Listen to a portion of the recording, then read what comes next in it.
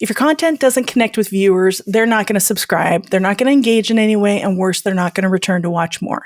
And these are all key viewer signals to the search and discovery systems, aka the almighty algorithm that I've affectionately named Alfie. Well, that's on a good day. Alfred, when he's not treating me very well. But to truly grow on YouTube, it's not just about those great ideas and creating amazing content. A crucial part of your strategy needs to be community. And that is something that we see creators get so uncomfortable putting into their content. Today, we have a practical approach to creating the know, like, and trust factor on your channel. Hey, welcome to the Video Creators Podcast presented by vidIQ. You know how you put a lot of time and energy into your YouTube channel for not nearly enough growth? Yep, we get it. We are here today to help you change that.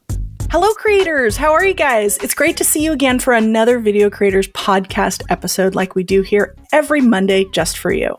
We love hanging out with you, sharing more advanced growth tips and tactics, next level strategies to help your business, as well as help you reach more people and change our lives.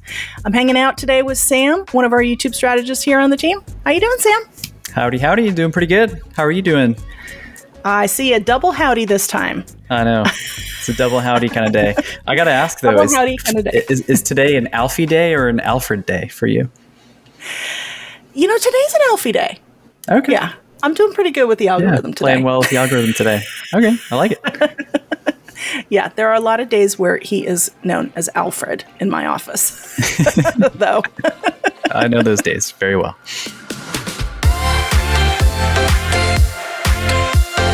Every week, we like to talk to a creator and highlight a little bit about what they're doing on the platform. This week, Blake sat down with Rob Polonsky, who is one of our Video Lab students. Rob has been getting a little bit stuck and was getting overwhelmed with all the things that were sending him into YouTube analysis paralysis. I'm sure many of you can relate. But Blake helped him to identify some of those few key takeaways about how to actually approach the platform, stay focused, to actually start seeing results with just making a few simple shifts. So why don't you go ahead and tell us a bit about your channel, a bit about your story, and how you got started on YouTube. I suffer from anxiety and panic disorder. Over the years, like for the last decade on my personal channel, just /Rob, it's been so many different things, right? And I just knew there was like a deeper, like emotional connection I wanted to make with my audience. I just wasn't quite sure how to get there or what to do. So we netted out. And this is, of course, like thanks to you and the team in the Video Creators Lab helping me kind of get here is, you know, I'm documenting my journey of overcoming anxiety by pushing myself out of my comfort zone into what I call the Rob zone. And it's really inspiring and motivating folks who may be also struggling with anxiety, and to hopefully make them laugh and smile along the way. And to show that, like, hey, everyone's got their own zone, right? This is the Rob zone, but it's the Blake zone, you know, and hopefully that pushes people out to go live extraordinary, right? Like when my creed, you know, which I learned here in the Video Creators Lab as part of the primal branding, has really helped me too. Because in my videos, I'm like, hey, let's get extraordinary. It's like a call to action for you to get extraordinary. So that's where I'm at now. It just feels good to have, like, to be a little more grounded in where I'm at and where I'm headed. So have you run into any roadblocks as a creator? And if so, how have you kind of overcome those? Yeah, roadblocks. I mean, for me, the big roadblock was just figuring out what the heck I'm going to do. And I think sometimes we just get so caught up in, there's a lot of information out there, right? There's a lot of YouTube channels and creators who offer advice, and it's all been super duper helpful. But for someone like me, I get analysis paralysis really easy, where I'll spend so much time just watching, like, yeah, all this makes sense. I'm excited. But then I don't create something because then I have too much information now, where I get in my head and I get stuck and I don't know what to do. I think the biggest challenge for me is to be patient. I get discouraged so easily. I'm sure that's just part of the anxiety, and want to change courses. But I know if I just stick to it and keep working through it, and be consistent with it, then I will see growth. I know that. It's just maneuvering through those mental hurdles, I think, are the biggest challenges. What are some key takeaways from Video Labs that you're implementing right now and in the future as well, too? I think early on, the optimizing for humans and not robots was a big one for me. Like what ideas and what content can I make that's going to have, to make that emotional connection with the audience. And I think that's all rooted in everything I'm doing now. And I've seen that even just posting one video that I've done during the course of this so far, I've already seen the difference of how people respond to me. Like, oh, Great. Rob, it's so cool that you're sharing your journey. Like, I suffer from this too. It's like, oh my God, this is just one video. Like, what happens if I do, dozens and dozens more? Like, so I think it's just cool to see in a very, very, very, very small scale, obviously, because it's not like my videos are performing amazingly, but just to see that small sample size is very, very exciting to me. Yeah. And then I would say just storytelling. I've always seen myself as a storyteller, but I didn't really understand story structure. And by understand, I mean like I didn't study it, right? Like I feel like I always had a good sense of story, but looking at different types of storytelling in the labs have been really helpful. It's like, and I can connect the dots and see. So I think just helping to understand storytelling and creating that emotional connection with the audience are kind of the two biggest takeaways that have really just changed my whole outlook on what I'm doing as a creator on YouTube. Well, that's great for sure. And I mean, yeah, you mentioned like your newest video. I mean, you're finding the right audience right now, which is the great part of it. You're you're rebuilding your channel, kind of figuring out where you're going, and having that one video already find people who resonate with your journey, I think is the goal of this, because that'll eventually will snowball into the right people who will grow as a massive community that follows your content in the future for sure. So yeah, that's the hope. I really want my content to help people. And that's great. 100%. I mean, yeah, we love that. Let's say there's someone else like you trying to grow their channel for the first time. Like what piece of advice would you give them? Like I said earlier, there's just so much information out there, and you have to attach yourself to something to move forward. It's all about moving forward. It's so hard. I feel like one thing that I've kind of noticed, and maybe I'm alone on this, but probably not, is it's so hard, like just mentally, and emotionally too, to push through, right? It's like when I made that first video in a long time, I look back and I was like, oh man, it took a lot of pushing to get me here, right? Like I kind of see the story of me like making this video, and I'm like, oh man, it's hard. And I imagine it gets easier, but I think that's the sign of progress when we can push ourselves and keep pushing to get it done, no matter how long it takes. It's very rewarding. So I would just preach to like, yeah, I keep saying patience, but just keep pushing yourself. And I know you have ideas, and I know there's a lot of data that you're probably collecting in your heads, and you're excited, but just like, I don't know, just keep pushing yourself to like do it. It's been awesome seeing what you've learned so far and how much it's already changed your content. And I'm excited to see how much you learn moving forward as well too, in the rest of Video Labs for sure. So thanks so much for your time. Thanks so much for doing this, and all the best to you. Thank you so much.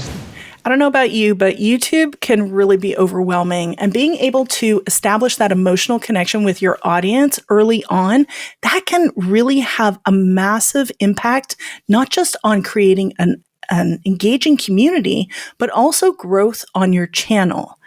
If you want to see how Rob was able to practically apply all this in his content, there's a link to his channel in the show notes below. And if you want to work with Sam, Laura, Blake, or myself, we would love to help you reach those new levels on your channel as well. Go to videocreators.com/discovery call and book a 15-minute session with us. We just want to hear your story, what you're doing on YouTube, what your goals and roadblocks are. If it makes sense for us to work together, we'll explore what that would look like. And if not, no problem. We just want the opportunity to connect with creators like yourself.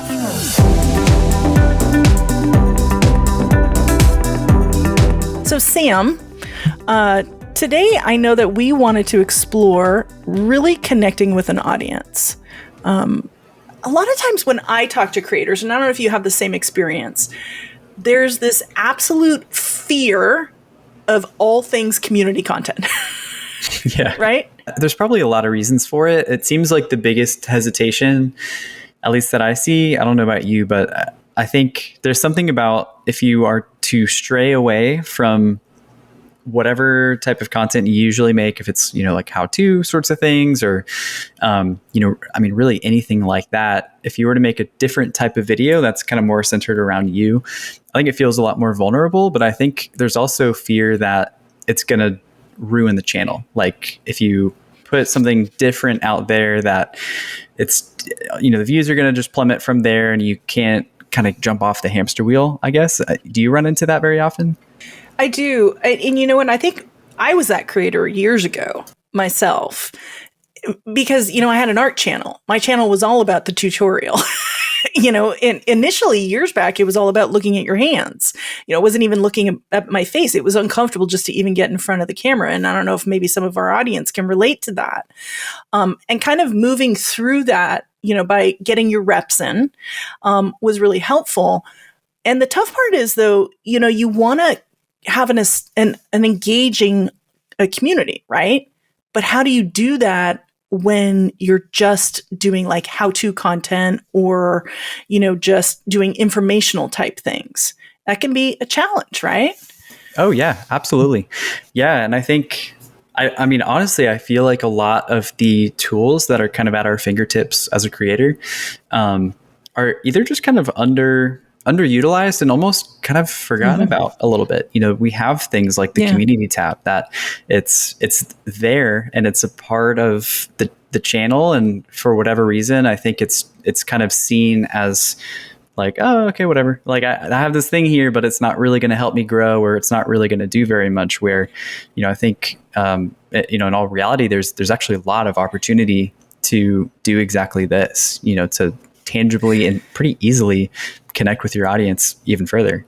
Yeah, I totally agree. And the community tab, the thing that's been really cool about that is YouTube just really in the last, I want to say like 6 months even, maybe it hasn't even been that long. They just lowered the level of subscribers that you need in order to unlock that on your channel. And there's probably some of you listening today that don't even know that even exists on your channel because you're just uploading videos, right?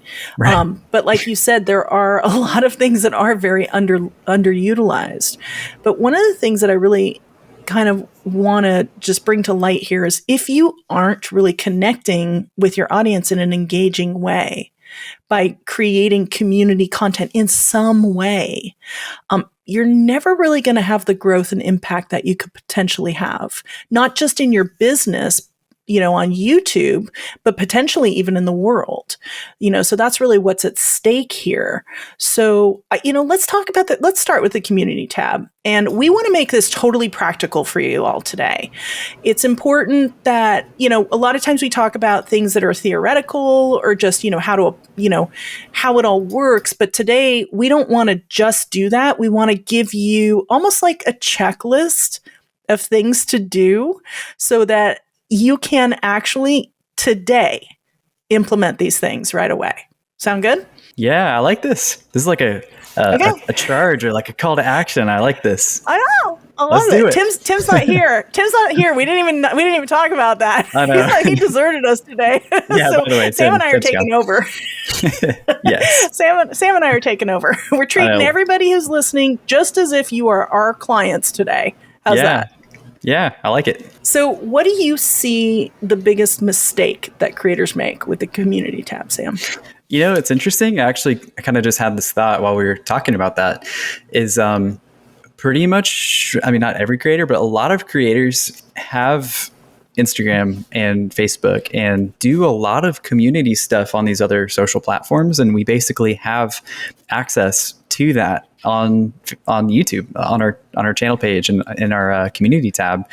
So it is just kind of this interesting thing. It's, I see a lot, a lot of the creators that I've been working with more recently, we'll see in their community tab more kind of sales pitches or just kind of, hey, it's the new year. We've got this thing on sale, and it's just kind of it. And it's not necessarily like these, I guess, human touch points where, you go to their Instagram page and, we were just having a conversation the other day where we were talking about the community tab, and they were like, oh yeah, we post on Instagram every day. And we're like, great, just post the same things on YouTube. It's the same. So Bring that's probably one of the that first to biggest YouTube. mistakes. Yeah, that I normally see.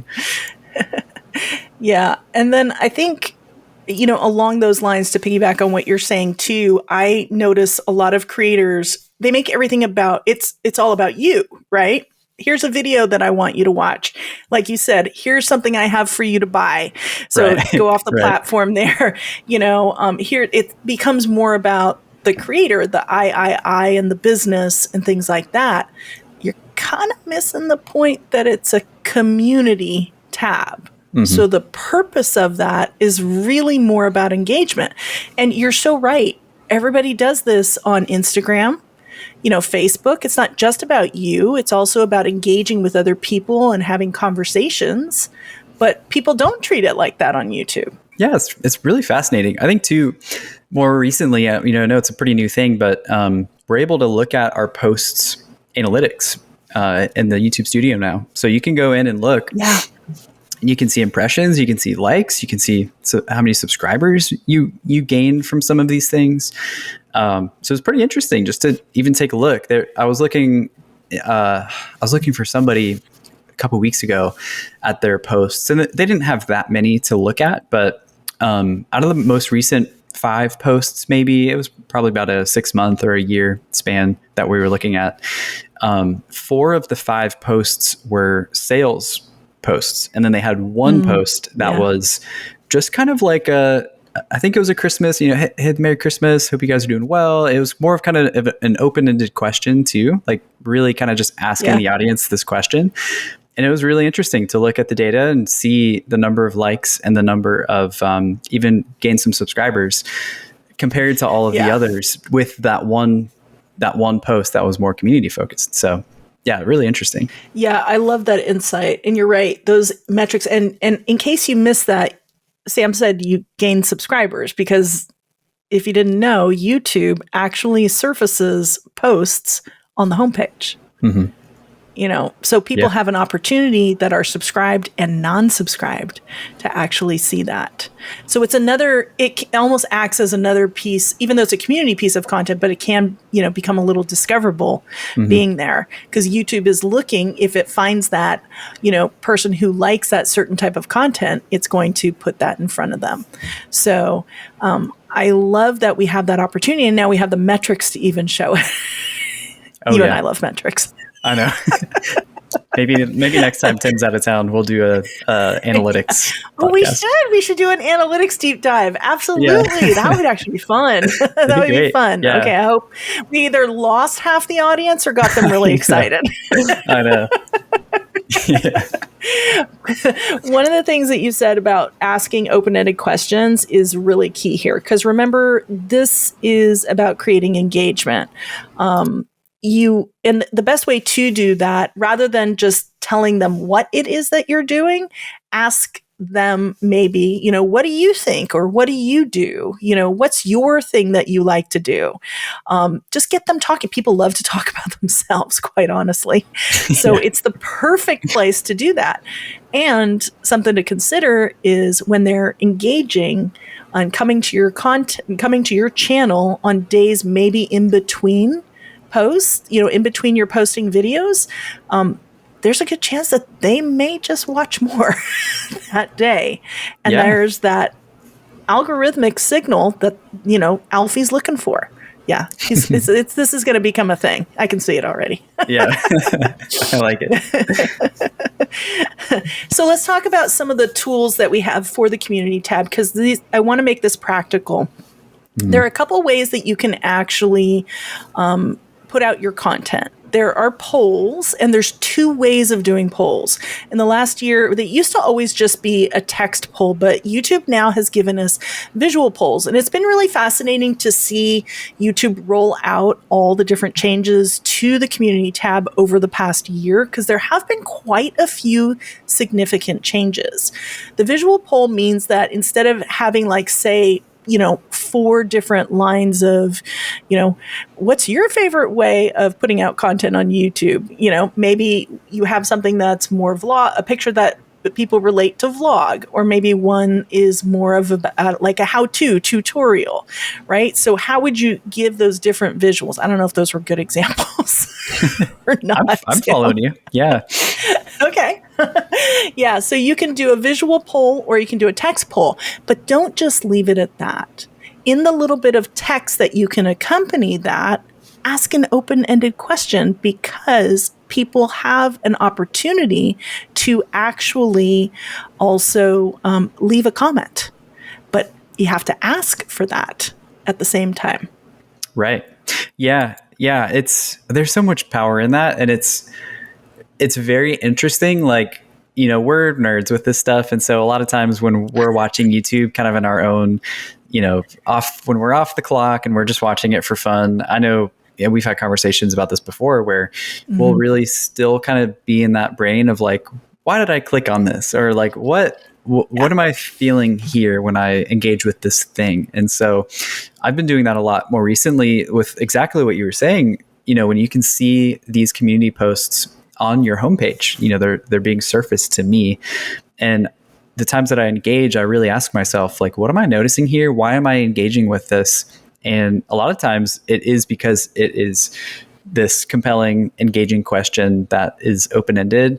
But especially with the polls, it almost kind of just humanizes this experience, and it feels like much more of a kind of closer touch point, I guess, with the creator, versus just kind of engaging with a video or just consuming a video.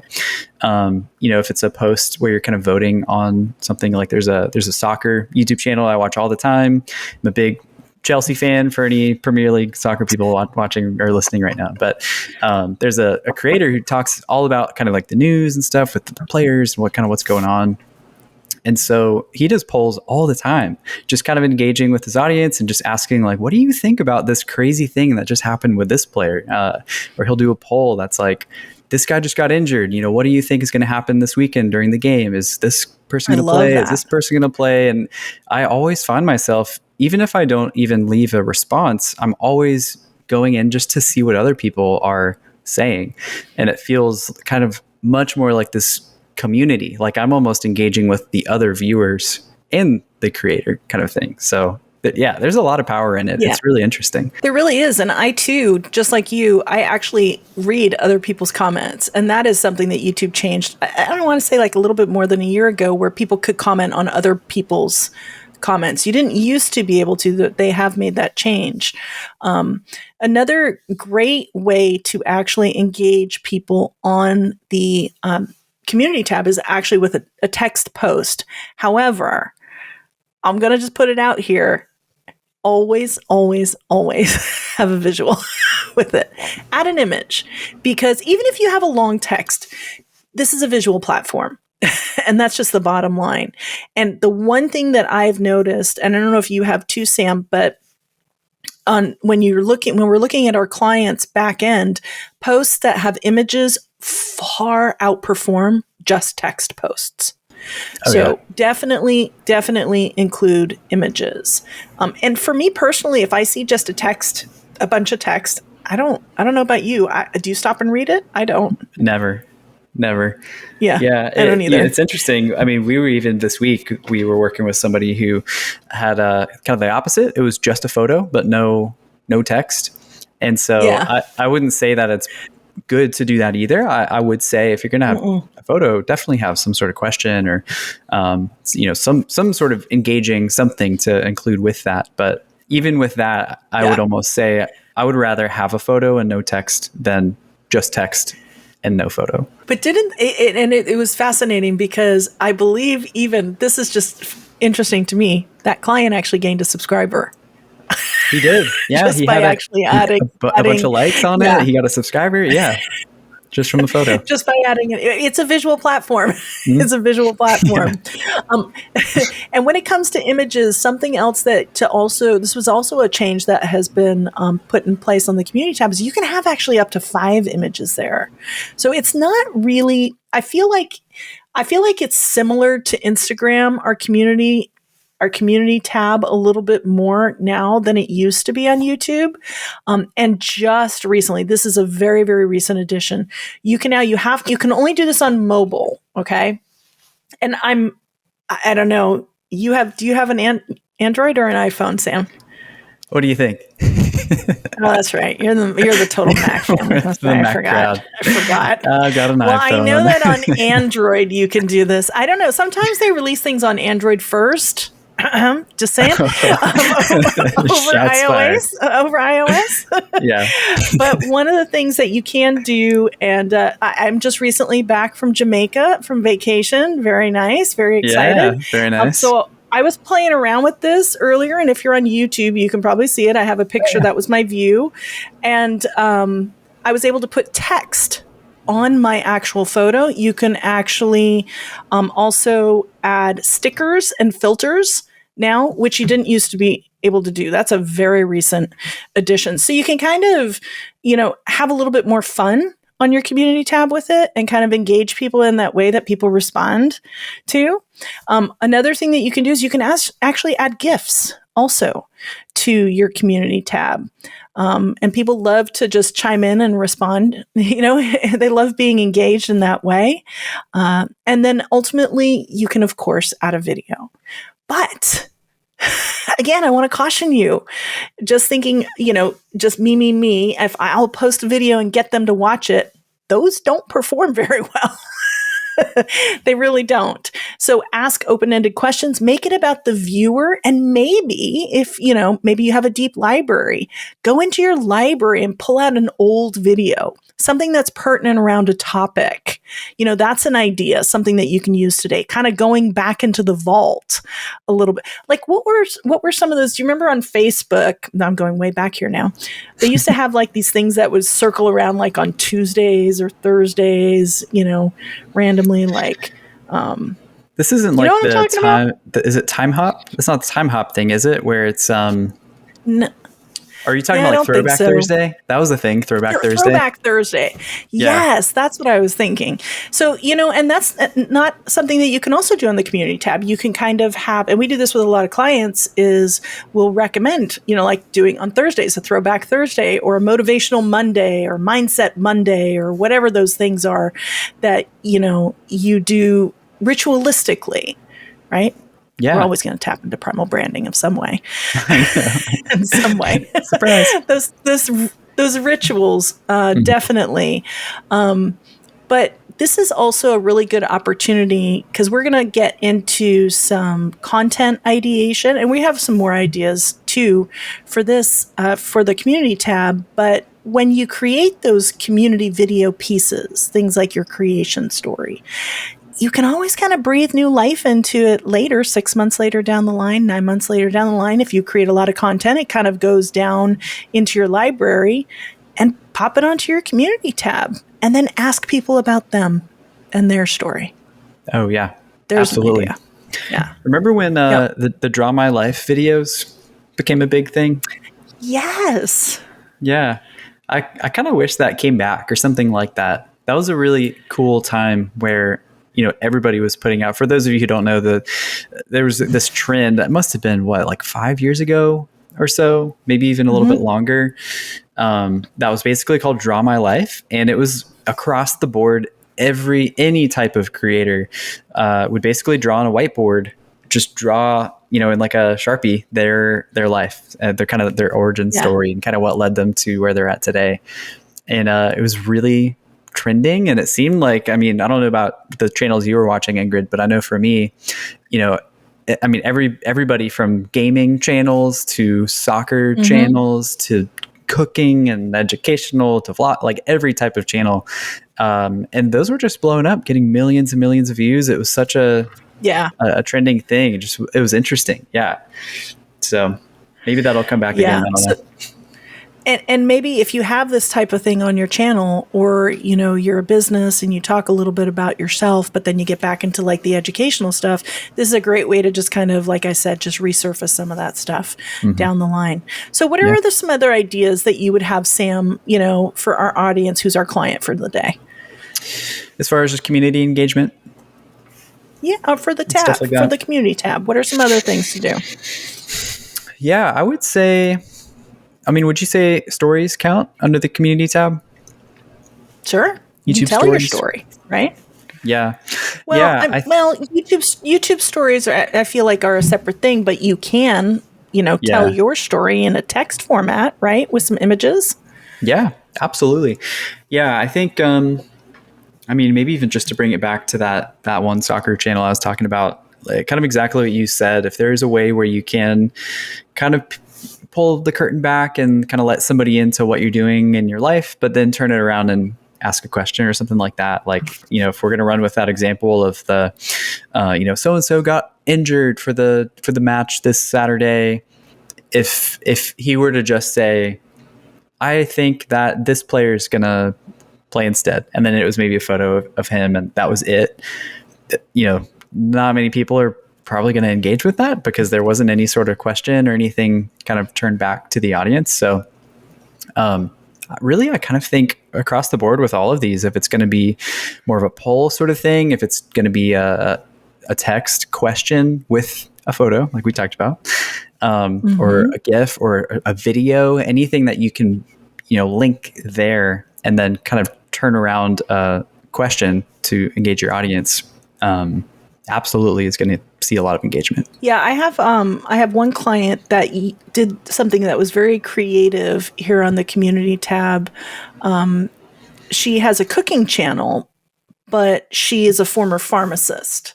So how do you kind of really, they don't really go together. So what she did was she told her creation story, not necessarily in a video. She does touch into her content, but she actually told it completely on the community tab and got massive engagement from that because people were like, I never knew that about you, and she was able to include some photos along with it. Now she can still do that video, but it is another way to tell that story and maybe even share a little bit more behind the scenes content. Huh. Yeah. That's cool. How did she do it? Was it mainly with photos or was it kind of a mix of different things?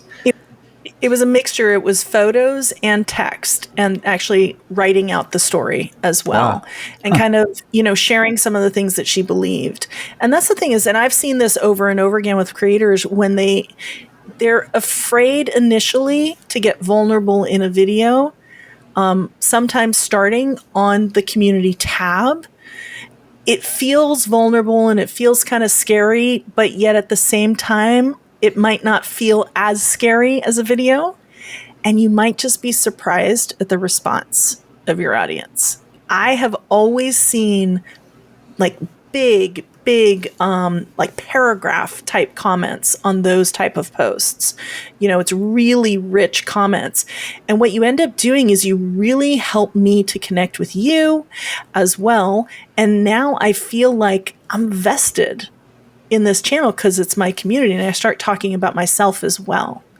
Now, some other tactical things that you can also do is you could like hype up a live that you have coming up, or you could hype up an upcoming video or a premiere. It's a great place to let people know something is coming if you want them to actively participate in it, right? True community content. Yeah, definitely. And then Tim does something very creative every single year. Every January, one of the posts, and if you've been to our YouTube channel, you have seen this as well. He always asks the audience about their ideas. He surveys them, right? There's usually a picture, and then there's a link to, actually takes you off the platform to a Google survey, and he makes you a part of the process to kind of see where you're at, what you're looking for. And I've done that myself. And that is a great way to just have your audience become a part of everything and also find out what their struggles are and their pain points. And that's a great way to also ideate content. Yeah, I was going to say, what better way to learn the language that your audience speaks than doing something like that? Yeah. And just directly ask them, that's and then you can package your content, package your titles and thumbnails with the same words they're using. There's a lot of value that comes from that. So you had brought up YouTube stories. Why don't you talk about YouTube stories a little bit? Yeah, it's funny. I feel like YouTube stories are so unknown. Like I think a lot of people just don't really even know that that's a thing you can do. It's just like, well, newsflash, it is a thing you can do. It's a thing in YouTube. It's just like Instagram stories. The difference is Instagram stories, you can put them up, you can do a video, you can do kind of whatever. If you're familiar with Instagram, you put it up and it's only up for 24 hours and then it's gone. For YouTube, it's up for 7 days, but it kind of acts the same way. And it's also only on mobile. So that might also be why it's a little bit like, is that a thing? Is that not a thing? I don't know. So yeah, it basically it's only on mobile, just like an Instagram story. You can put it up, it lasts for 7 days. But you can really kind of do anything. I mean, it's just like the community post as far as engaging, kind of getting in front of your audience and just having another touch point in between uploads. If anything, it's just a little bit more personal. Like if you're driving to your studio to go film and you have an inspirational thought or something pop into your head, and why not start filming yourself and you can post that as a story. Oh, for those watching, yep. And you got some right here, Ingrid?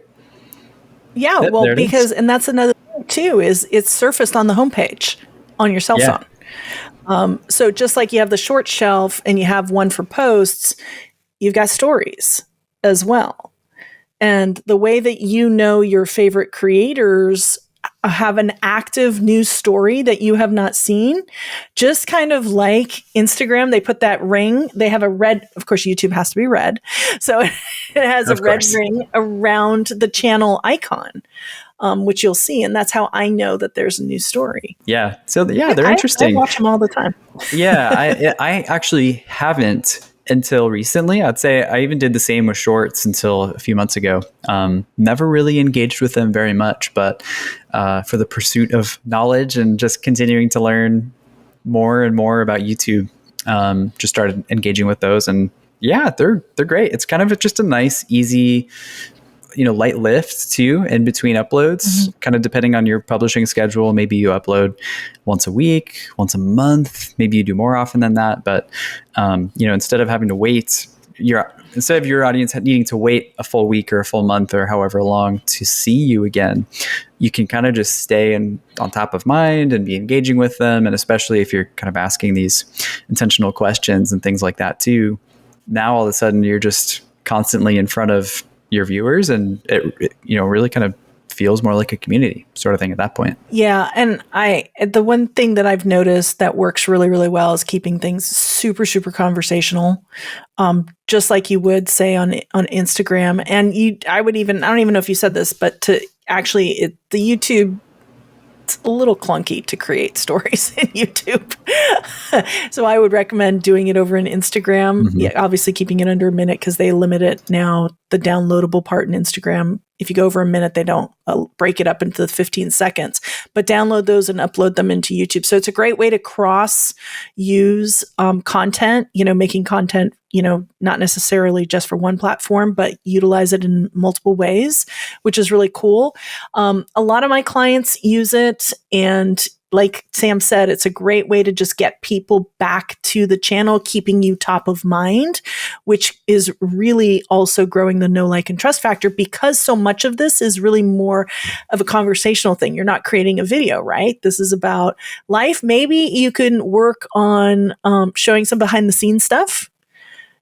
Maybe I know Sophia Nygaard, she is a creator that's, she's got a diamond play button, and she consistently, ritualistically, when they're about to hit publish, they post it in their stories. Oh, that's cool. So like when which is kind of cool because I've been a subscriber for a long time. So when I see that, I know that there's a video coming. And YouTube makes sure that I see that, of course. Of course. Of course. Make sure that I see that. Good old Alfie. And because you can, Alfie. Alfie, yes.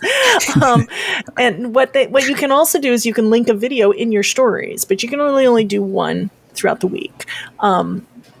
But, some of my clients, another thing that I've seen people do, like say on a cooking channel is, whereas they may not make videos about meal prep, that's where they share that kind of stuff.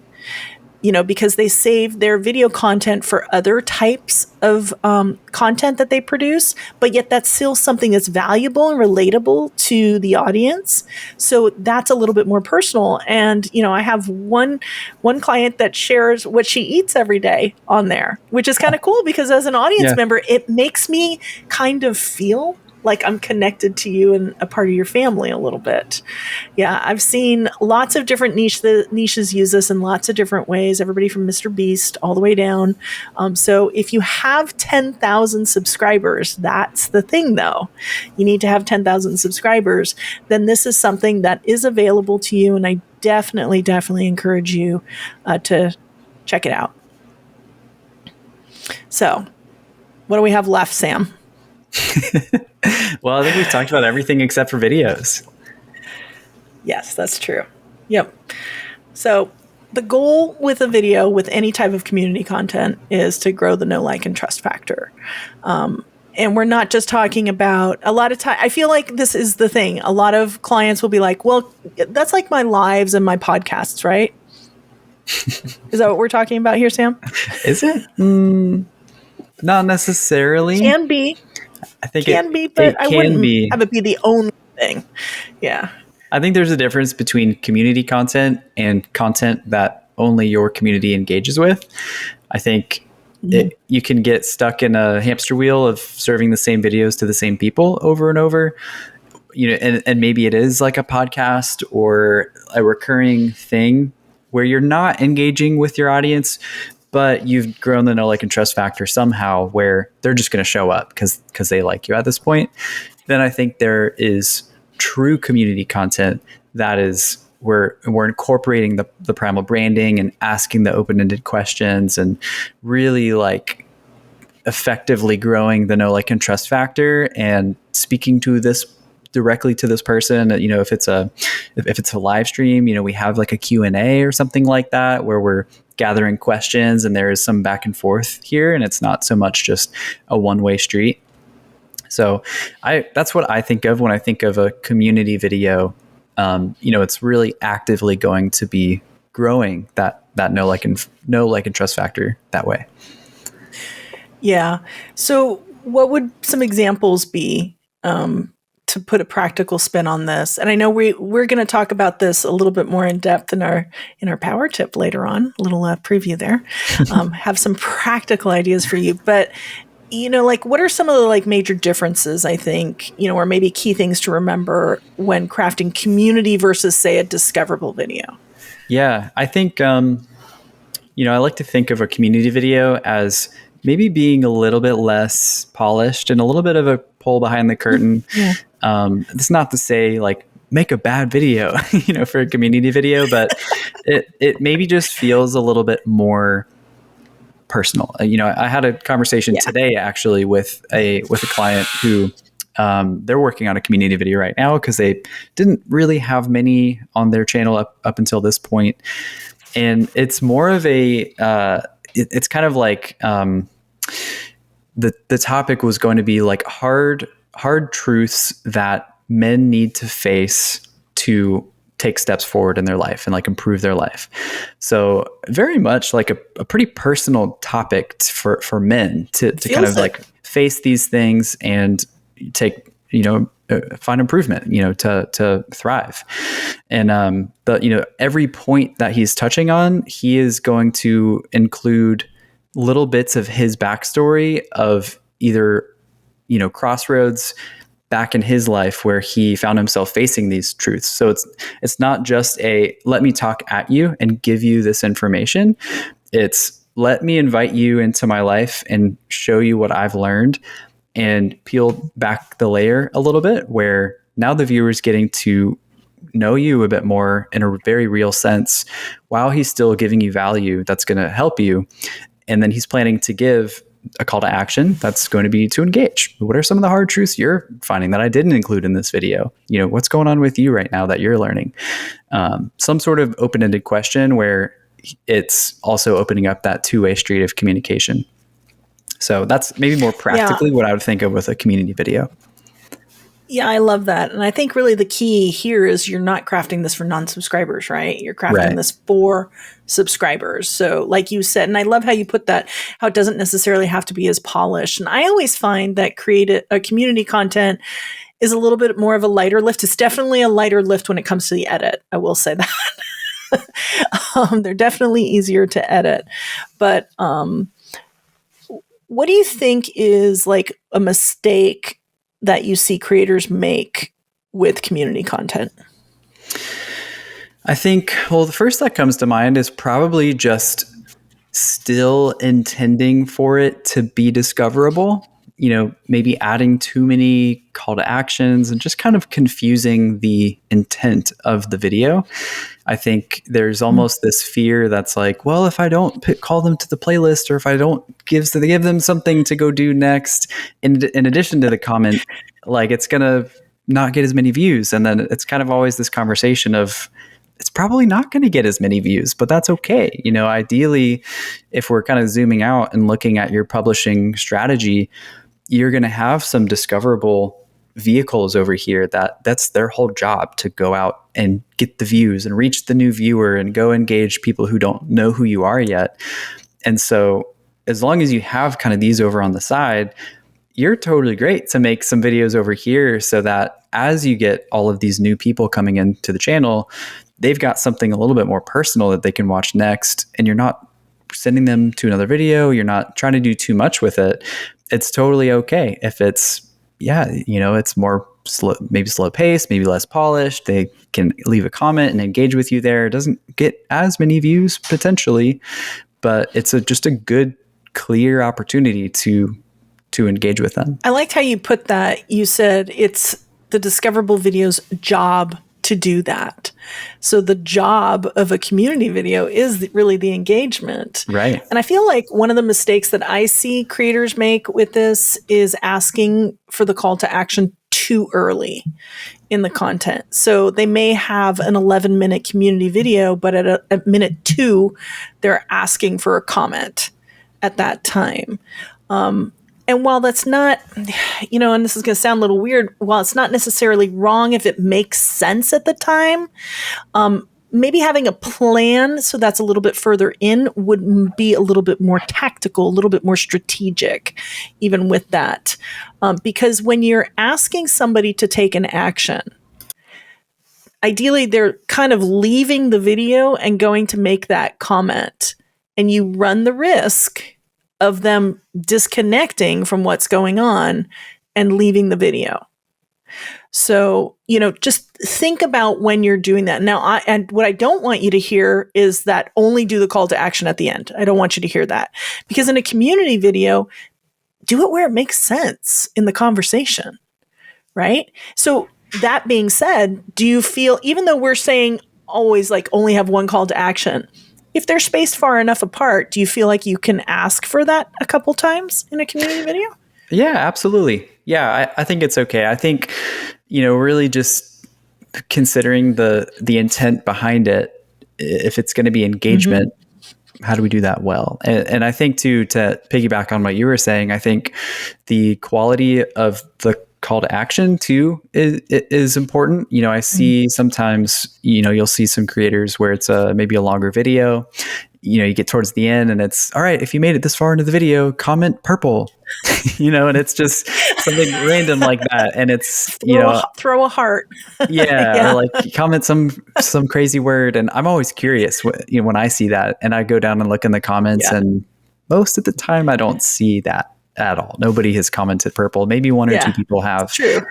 But if you can deliver like a very open-ended, a good comment that's, more than don't forget to leave a comment sort of thing, but like a endearing question or something like that. And, if you space things out, I think it's okay to have multiple call to actions, but really just kind of coming back to like, what am I trying to accomplish here with this video? And if it's going to be growing the know, like, and trust factor, let's do that as well as we can. And really when you think about it, community content, it can look lots of different ways. But the one thing that I really want you to take from this is that there's real power in engagement. And that is something that the algorithm does value. This is about getting your community talking. It's about also getting them to come back in between times that you post. That is such a powerful signal. And like I said earlier, you never know when they come back. They might just watch more. And remember, Alfie is watching that.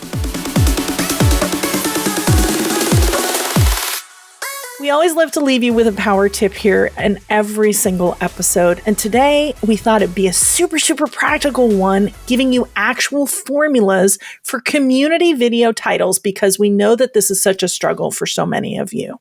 So I've got a real simple one that it doesn't really matter what kind of content you make. And I just want to preface this because even people who have very informational channels or how-to channels are very resistant with this. Okay, did I build that up enough at all, Sam? Day in the life of whatever it is that you are. Because remember, this isn't about discoverable content. We're creating this for your community. And I guarantee you, the people who love your content are curious about this. These videos are always big hits because, it, like Sam always says, peel back the layers, right? You're peeling back those layers of you, a content creator, whether you're a doctor, whether you are an art channel, whether you run a business. I would love to know what a day in your life looks like because I'm vested. I come back and I watch your channel. This is only going to connect me more to you. Now, Sam, give us another one. Yeah, I would say another one you could do is maybe a little bit on a similar note, but what my family, what my wife, what my husband thinks about my career or like what I do. Love that. It might sound kind of silly, but I think too, depending on the channel, that can be really interesting insight into what, you're getting a couple things here. You're getting some primal branding, like learning about this person's family, but you're also getting to see the creator in a new light of, okay, this is their family reacting to how they feel about what they're doing as a career sort of thing. So just another kind of interesting, lighthearted way that you can grow that know, like, and trust factor. I love that. And that's always curious, right? Especially when you bring somebody's mom into it. Yeah. Now, another one might be how you went from blank to blank. So let's take the cooking channel that I was talking about earlier. How you went from being a pharmacist to full-time YouTube cooking channel or cooking content creator. That was not the best title, but you kind of get what I'm saying here. Because we all have a story and it is a curious thing. So talk about the struggle of where you were, when that shift happened, and maybe you can even share balancing your life with your work and your family. Maybe you're a dad, she happens to be a busy mom of 2 kids, and she went from one super, super busy job where she was always out of the house, but now she's at home, but she's running a very busy business, and I guarantee you her audience cares. That's the point. So what we'd love to also hear is what holds you back from creating community content. So after hearing these ideas today, I want to know, and I guarantee you Sam and Tim does too, which one are you going to start with first right now? Leave us a comment on the YouTube channel in the comment section. And thanks for listening to another Video Creators podcast episode. See you next week. Bye.